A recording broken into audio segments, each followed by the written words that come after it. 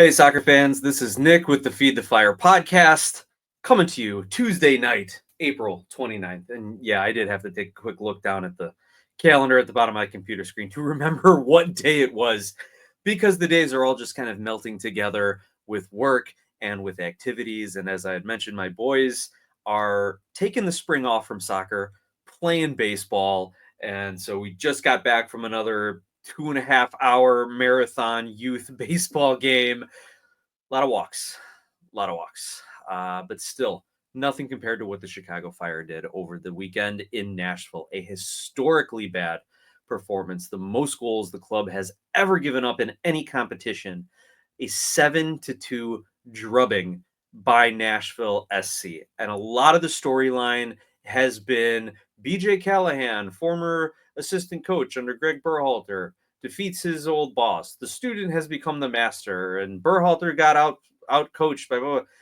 You can go find those headlines out there as much as you want. We're going to talk about a couple little things because Berhalter issued an apology after this game. So I want to go through that apology and what he said and discuss what made it up. And do you guys think that it's a good idea for a coach to be doing that sort of thing?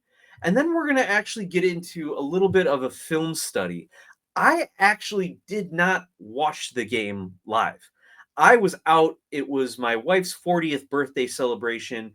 We were out in the city. We were out at a beautiful Greek restaurant with some of our best friends, enjoying the drinks, enjoying the food. And I get the alert when the game ends, and I look up across the table and I say, honey, the Chicago Fire just lost 7-2. And even my wife, who is just getting into soccer now, like really starting to understand it all, goes, they lost by that much? Even she was shocked by it all.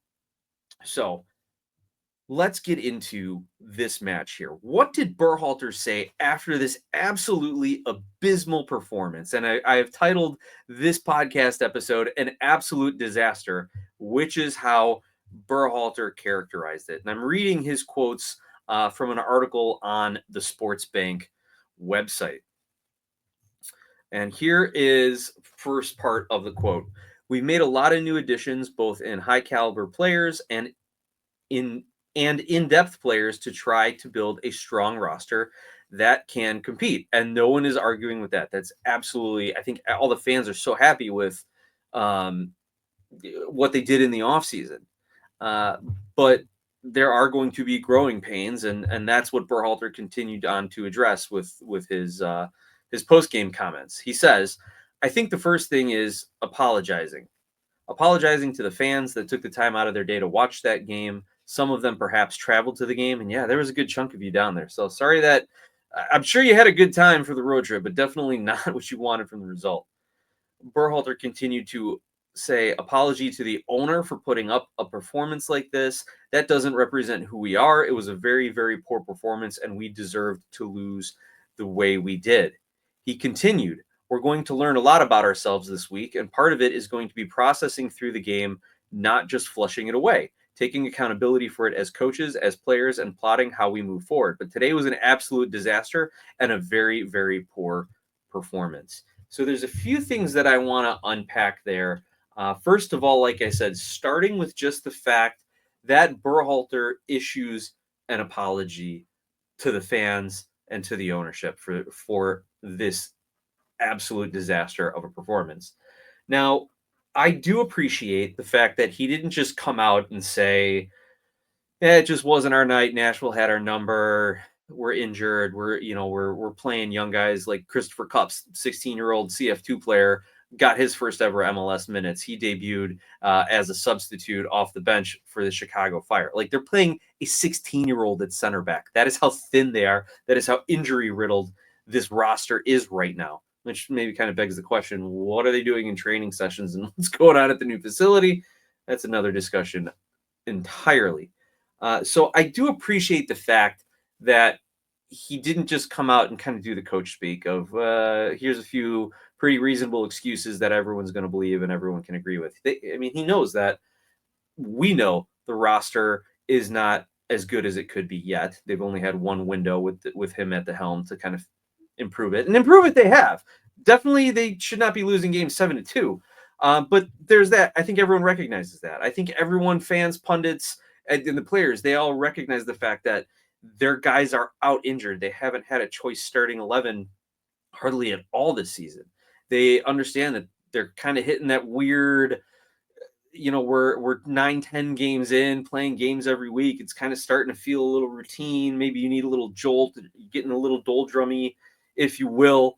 Also, they know that they're still perfecting their tactics, like playing out of the back, playing a possession game, or being able to launch a counterattack at the exact right moment, when to counter press. They're still learning these things and learning a tactical identity. So every excuse and every reasonable excuse was out there for Berhalter, but he didn't take that. He said, we apologize. This game was an absolute disaster. So do you like the fact that a coach would come out and apologize like this? There's a little bit of me that doesn't like it. And there's a little bit of me that still thinks this is kind of the Berhalter USMNT. We're going to build a nice group here. Everyone's going to sing Kumbaya, and we're going to be a great team and support each other. Where he's coming out and saying, I apologize. The coaching staff didn't do our best. Players didn't do our this. We're all in this together. We're going to get out of it, kind of a thing. So I don't know how much I like an apology at all. I don't know how much I like how he apologized. I'm not too thrilled about professionals saying I'm sorry. Like, I could go to my client when I screw up a case and be like, Mr. Client, I am so sorry that I did not do the proper coverage opinion on your insurance claim, and now you're on the hook for $250,000. I am so sorry. This was an absolute disaster. Well, I get fired. Like, I lose clients. We lose money. We get malpractice suits. So I understand sports are different, but I'm not too keen on that kind of apology. Like, what are you hoping to like? Don't fall on your sword here. Like, do better. Like, my client has. I'm fortunate to work with some decent clients who say, okay, mistakes happen. Fix it. Tell me how you're going to fix it and how you're going to get out of it and how you're never going to do this again. That's what I want from Berhalter. And maybe the post-game conference isn't the venue for that, because he's still gathering his thoughts. Everything is still fresh. But I really hope over the next week that we get to see and hear from him about how they are fixing what went wrong, i.e., the defense being completely in shambles and the offense hardly generating anything. Like, that's what I hope to hear from Berhalter throughout and the coaching staff, and maybe some of the players throughout this next week. Yes, if you're going to apologize, okay, fine. But don't just apologize and then be routine. How are you going to fix it? That's what I want. Because this apology means nothing if they don't address what their issues are. I think they know what their issues are. And I think everyone who's watched the Chicago Fire this season knew what the issues are. And they're thinking, maybe we can hold it together with some duct tape and dreams and get everyone healthy by about the 10th, 12th week or so and go on a point run. Yeah, those 3 straight wins early on in the season are starting to look a little bit more fluky when you come off a 7-2 drubbing like the Chicago Fire did. The one other thing I do like about what Berhalter said was, we are going to learn a lot about ourselves this week, and part of it is going to be processing through the game, not just flushing it away. How many times do we see a coach after a game like this in any sport just say, you know what, we're going to forget this ever happened. This isn't who we are. This isn't how we play. Done. Forget it. Never going to look at it again. I'm just going to tell the team that this game never happened. We're going to move on. We're going to get back to training like we normally do. Okay, maybe that works in certain teams and in certain mindsets, but I don't think this team can do that. And I don't think most teams generally should. But this team can't do that because they are still very much in that development and learning phase of the system, of their teammates, gelling as a team here, integrating new players, getting rid of old habits from the players that have been here. Like, unfortunately, like these bad losses is a habit. So I'm glad Berhalter didn't just, as he says, flush it away and say, it never happened. We're going to ignore it because we don't need that influence. But they're going to actually try to learn from it. And so learning from it, for me, I want to do a little bit of a film study here. And I'm not going to be able to play it on the YouTube video, but I am going to watch the highlights here. It's a 7.5 minute highlight clip, and I'm going to go ahead and turn the sound on now and see what we can make of it. What do you think Berhalter is going to do, especially knowing the bugaboo that Nashville is, that the Chicago Fire haven't ever won in Nashville? So now we've got a package going here.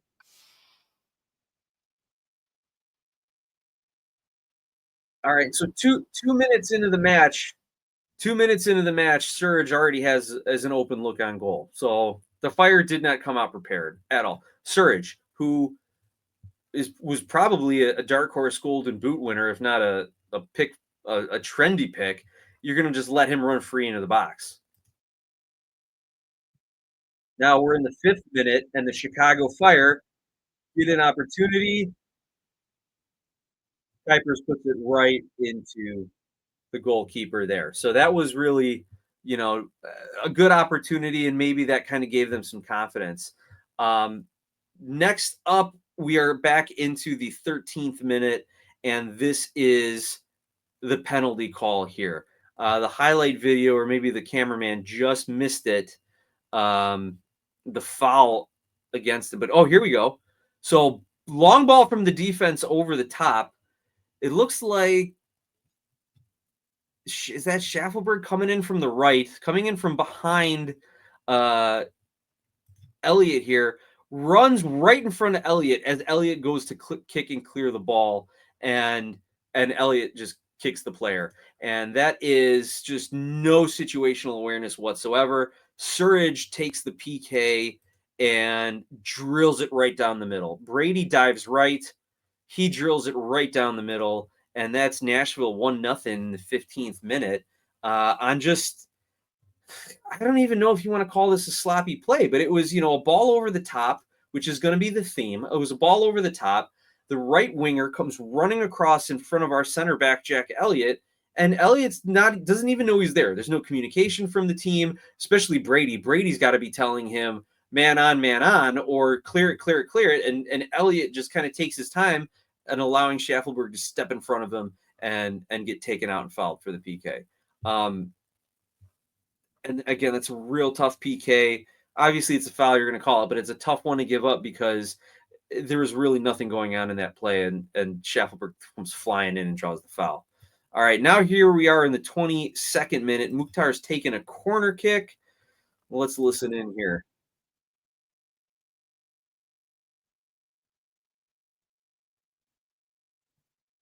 Oh, God. Palacios just jumps over the entire Chicago Fire defense and just rifles a header right into the back of the net over Brady. This is extremely disappointing because it's a set piece and Palacios doesn't have any Fire player marking him. Let me kind of rewind it here so I can kind of take a look at how they set up on this set piece. All right, so inside the 6-yard box, 1, 2, 3, 4, 5 Fire defenders, 2 Nashville attackers. You have then, I think that's Orahel caught between Lovitz and Surridge at about the 8-yard line out. You have 3 Fire players then marking 2 attackers at the penalty spot. And one of those guys just walks right by. Is that Gutierrez? Yeah. Palacios walks right by Gutierrez for a free header. So this is extremely concerning that I don't know if they were playing zone or man. They didn't even know if they were playing zone or man. It looked like a few guys were playing zone, a few guys were playing man, and nobody marked Palacios. And unfortunately, Brian Gutierrez just kind of like lets him walk by, doesn't body him up. That is a difficult goal to concede because not only were you disorganized and not knowing your assignments, but you just flat out got beat. That attacker or Palacios just got right by you. Okay, here's the thing though. The Fire are down 2-0 in the 25th minute off a PK, off a set piece.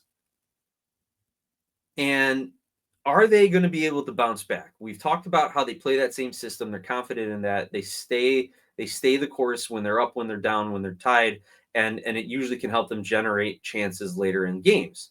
And if you want to think of it like, okay, fine, a PK and a set piece goal, like we can just score one of our own and get back on it. Like they should still be in the game here. But now we're going to look at this third goal from Nashville here. And again, it's in the 25th minute. Let's listen in. Played out right.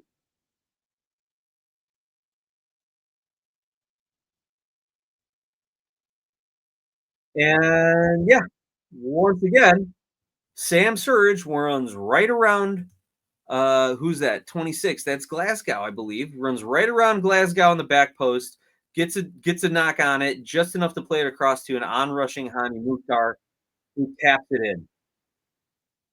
And of course, Jack Elliott, I don't know what he's thinking. He does not continue to follow Mukhtar on his run. I don't know if he thought the ball was out or saved or already in, but that was definitely not good defending by anyone.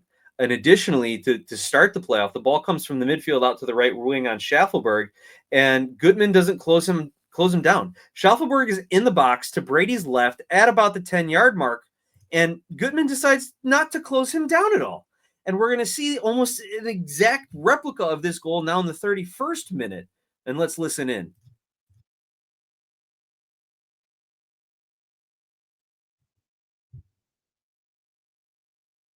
And again, Goodman gets caught. The ball goes over the top. He can't physically challenge. I think that Surridge who makes the run in, or Schaffelberg who makes the run in, and then Nashville just plays a little give and go.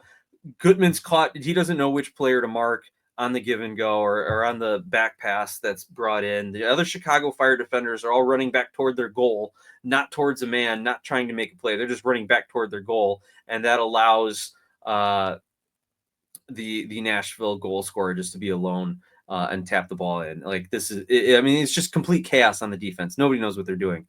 All right, here we are now in the 45th plus 5 range. A lot of stoppage time in this first half. And let's see, it's the Fire's turn with the set piece. Let's see what they do on the attacking set piece.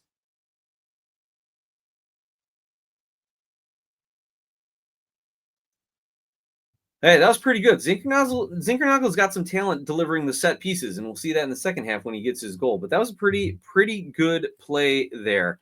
Now we're still in stoppage time in the 45 plus 6 at this moment. Nashville brings the ball up the right-hand side, plays across in the middle, and look at that. Another PK. Is that Jack Elliott again?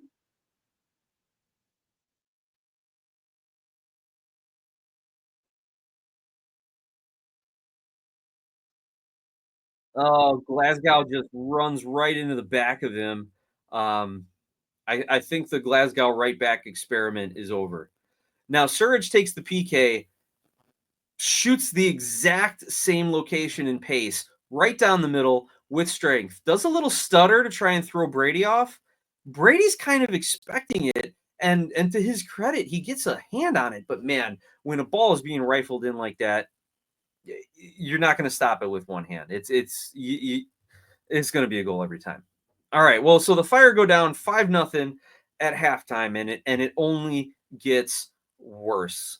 Let's take a look and see when that next goal comes, so I can get this rolling here. Here we go. 50th minute, second half. Let's see what happens next. Oh, Brady. No, that's not Brady. Never mind. Jeez. Oh my gosh. That's just the right back plays the ball over the top to Sam Surridge, who runs behind 3 Fire defenders. It's like they're sleeping back there. Did no one tell them at halftime, like, "Hey, watch the balls over the top"? Like, and who's that? Is that Sam Rogers? No pace, no, like, realizes way too late that Surridge is behind him, not has the closing speed on it. Great ball by Nahar. And now, oh wait, hang on. No, this is another goal. Literally the exact same play. 6 minutes later, it's Nahar from the right back position lobbing a ball over the top. Except this time, Not only is Sam Surridge running through free and getting the goal, but there's a second runner too who would have had it if Surridge wasn't even there. And that's 7-0. Oh my gosh, that is 7-0 in the 57th minute. That is absolutely horrifying. I'm going to stop it there. I mean, credit to Zinkernagel and Kuipers for getting their goals. Credit to Kuipers for getting his for maintaining his top spot in the Golden Boot rankings, tied for first right now with, I think, Sam Surridge now. But oh my goodness, like, there is no cohesiveness in the defense. There's no communication in the defense. There's no situational, spatial awareness or opposing player awareness from the defense. Now, maybe I sound even more exasperated because I was just watching 9-year-olds play baseball and it left a little bit to be desired, but holy cow, these were some terrible goals to let in. Just terrible. And you know what? Yeah, the defense was just trash.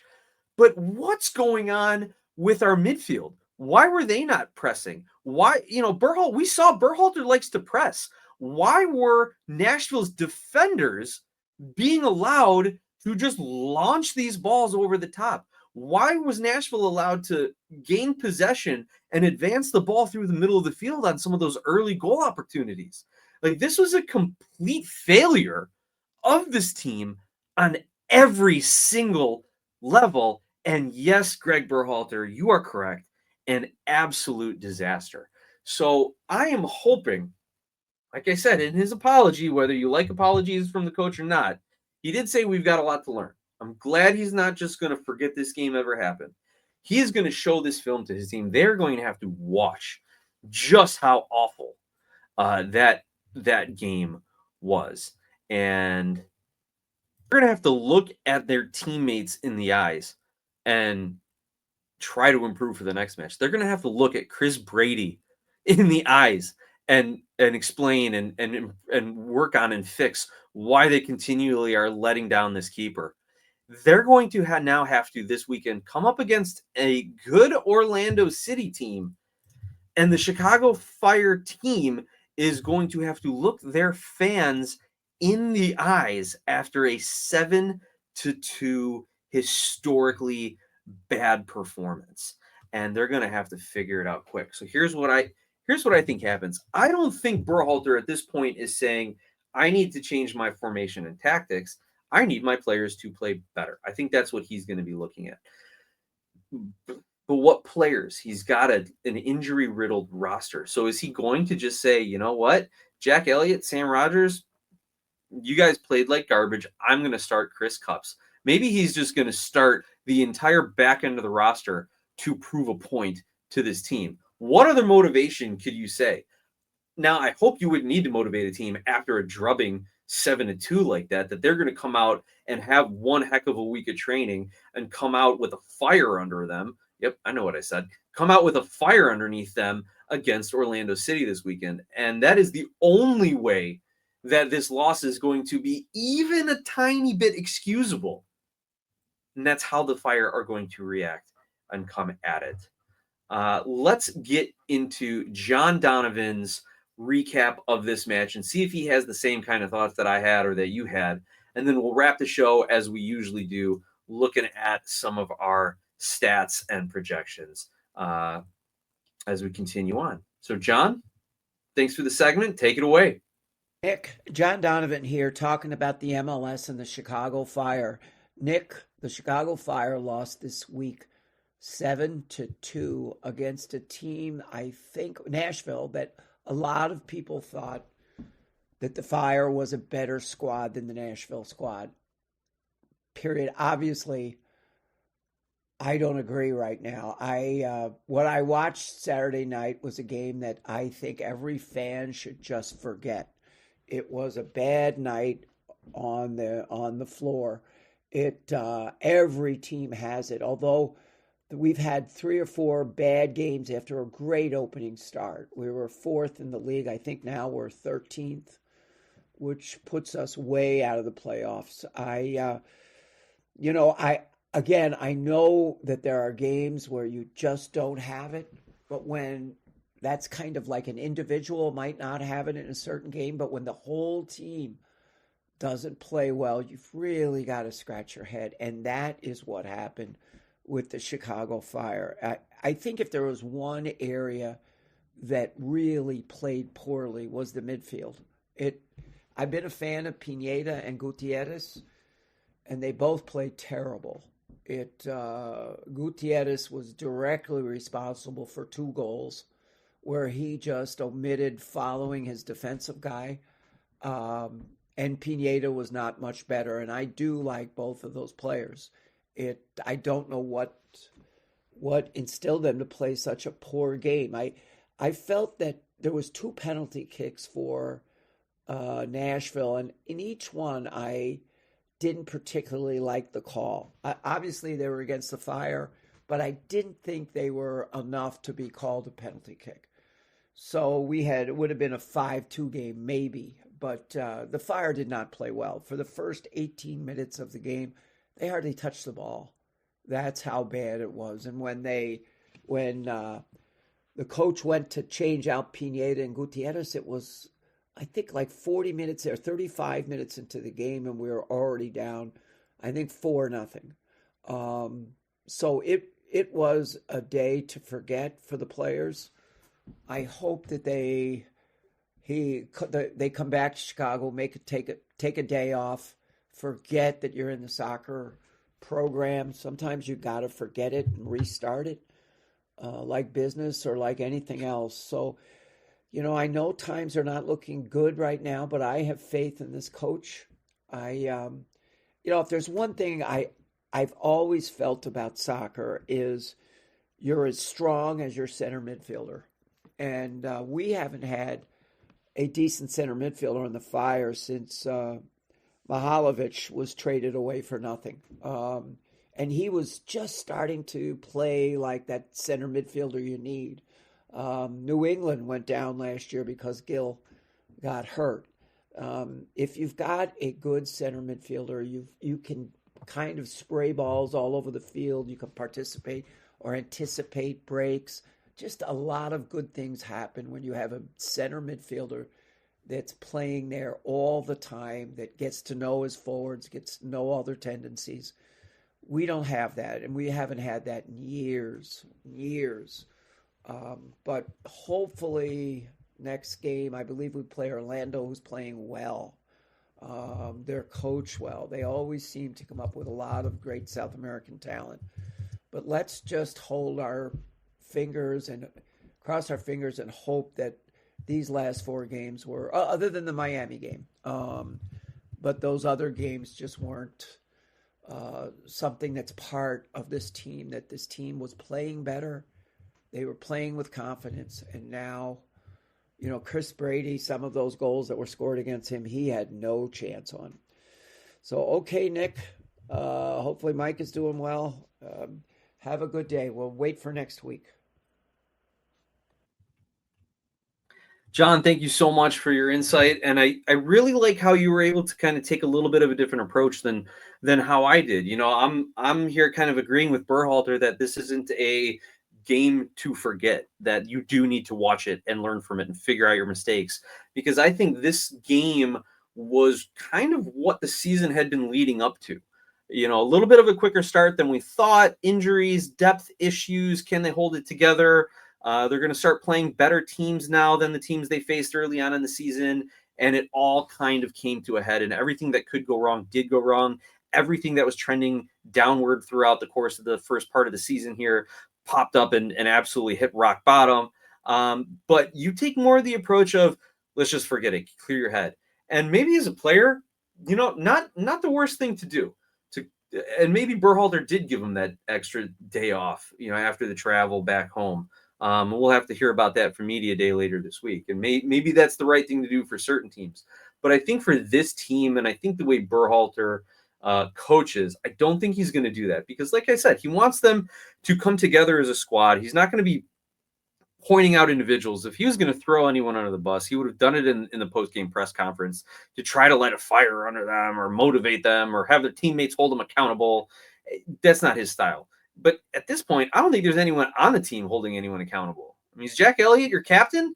If he's the captain of the team and he's trying to hold people accountable, I mean, his defense is the one that screwed the pooch this match.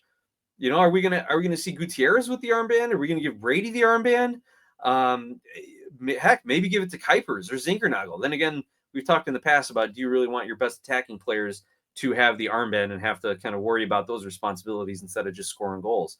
So heck, maybe even give Goodman the armband. He might be able to earn it. I don't know what he's like in the locker room, or if he's commanding that. If Kellen Acosta's healthy, maybe give him the armband and have him start holding people accountable on the field during the game, instead of trying to wait till post-game press conferences to point it out, or wait till players' sessions and locker room sessions and things of that nature. So to get back to your point, John, I like your insight and how maybe at certain times you just need to forget about it. I don't think that's the case here, and I don't think that's how Berhalter is, and he's going to get back and he's going to do the corporate thing, and we're going to learn from this, and we're going to improve, and we're going to go forward, and we're going to study the film, and et cetera, et cetera, et cetera. Now, hopefully in private, he's really laying into some of these players because it was abysmal. All right, let's take a look now statistically, and then we'll wrap for the evening.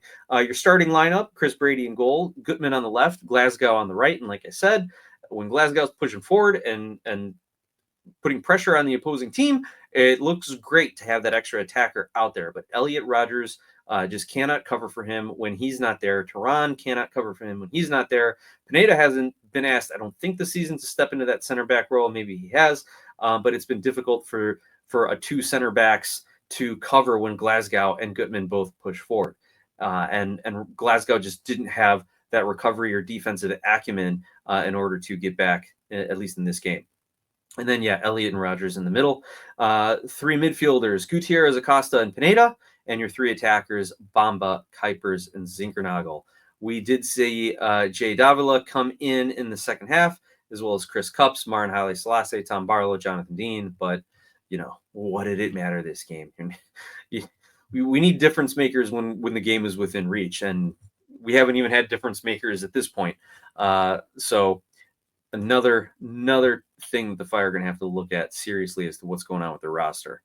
Looking at the statistics of this match, the Chicago Fire ended up with 41% possession, 9 shots, 6 on goal, 1 blocked shot, 433 total passes for an 82.5% passing accuracy. So, again, to me, when you're only generating, let's see, where's your XG here? The XG is 0.7. So you're going to string together 433 passes. You're going to complete almost 83% of them, but you're only going to have 6 shots on goal result, and each of those is maybe a 0.12 or a 12% chance of going in based on the XG models. Not a good possession. Not a good possession game for the Fire. They weren't doing much in the attacking third. That's what that tells me. Also, they only had 1 corner, 1 cross, and 1 offside. So yes, again, they're not doing much in the attacking third. Let's see here. Brady came up with 5 saves on the night, 4 clearances by the defense, 13 fouls. Here's what's crazy: 4 yellow cards by the Fire. And again, that wasn't in the highlight video that we went through, and I'm not going to go back and watch to see what the yellow cards were for, but not only did you give up 7 goals, but you also earns 4 yellow cards. Like, what else is going on out there, Fire fans and Chicago Fire?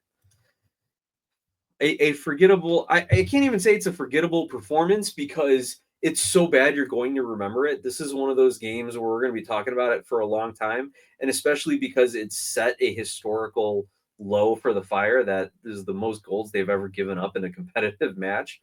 It's going to be talked about for a while. And on top of it, it's BJ Callahan beating Greg Berhalter. It's the Chicago Fire continuing to play like absolute garbage down in Nashville. I mean, the Nashville game, Nashville is what got Ezra fired. Nashville's what got people saying that Klopas should be fired even as an interim. And if this was Berhalter's second or third season, this could have gotten him fired because of just how bad it was and how disjointed the team was. Obviously, Berhalter's not going anywhere for a couple seasons at least. We have seen all the intangible improvements with the Fire, and some tangible improvements as well. So we'll see if he, next year's matchup at Nashville can give us a little bit better result, and if the home game, excuse me, yawning here, a lot of fresh air today at the baseball diamond. If the home game against Nashville can put up a better result, but immediately we need to see them play better against Orlando. I'm going to try and get a preview episode out later this week as best as I can. Also, I just bought an MLS Quest, the virtual online trading card or memorabilia starter pack. So I got 5 new quests that I'm going to open up and do a video on that. So make sure you're following along on YouTube at Glasshouse Soccer if you like soccer collectibles, memorabilia, digital collectibles, things of that nature. And I do want to end on a good note. I do want to end on something happy and smiley here and funny. And I was reminded of it as I put on this particular Chicago Fire t-shirt. It's a story about my kids at their first Chicago Fire match in 2022. We ended up spending the day in the city, went real early to the Field Museum. We were like the second car in the north lot. Spent the whole day at the Field Museum, had a little lunch there, went on to Greek Town for an early dinner and some sweets and coffees and things. And my wife's like, and I looked at my wife, said, there's a Fire game a little later. She's like, yeah? How much are tickets? I said, probably not that much. And so we said, hey, we got some decent seats at a really good price here. We were sitting, I want to say like level with the 18-yard box on the lakeside and like 10th row. For 2-3 hours before kickoff, we got those tickets. It wasn't bad. And he said, great, this is awesome. Let's go to the Fire game. So we're waiting for the gate to open. Because we're already there. We're waiting for the gate to open. The kids are playing by the fountain on the north entrance, kind of where they have the memorial plaques for all the branches of service, or the plaques for all the branches of service that Soldier Field honors. And here's my wife and I telling the kids, don't play by the fountain. It's slippery. You're going to fall in. And whether we are prophets as parents or whether we cursed our children with it, that is exactly what happened. My daughter is playing with my younger son. She slips, reaches out to grab onto something, and it's his back. And she hits him, and I see it coming, and I jump up, and I dive, and I'm just half a second too late. I grab the back of his shirt as soon as he hits the water in the fountain at Soldier Field, and I just immediately pull him out. He's soaked. My daughter's scared. My other son is laughing hysterically because he thinks it's the funniest thing. His little brother just fell into the fountain, and it was just miserable for my poor youngest son there. And thankfully, my wife, who is always prepared, she has extra clothes at all times in our car for the kids. I carry him back to the North Lot parking lot, change him, bring him back. Now I'm soaked. I don't have an extra pair of clothes. The kids are getting chilly because they've been in the water. So that's how the Chicago Fire got another $100 out of me that night, because they all got scarves and I had to buy a new Fire t-shirt to wear to replace the wet soaked t-shirt that I had on at that time. So yeah, hopefully that is something to kind of brighten your day, your Chicago Fire viewing trip. Just kind of picturing my youngest falling into the water as I am just reaching and missing him in time. Yeah, now we use the south entrance. Now we use the season ticket holder entrance. We avoid the fountains at all costs. With that, I want to thank everyone for tuning in, for listening, for viewing, for leaving their comments, for writing in glasshouseSoccer@gmail.com and connecting over social media. Please continue to like, subscribe, rate, review, share the link, share the show. And as always, let's go Fire.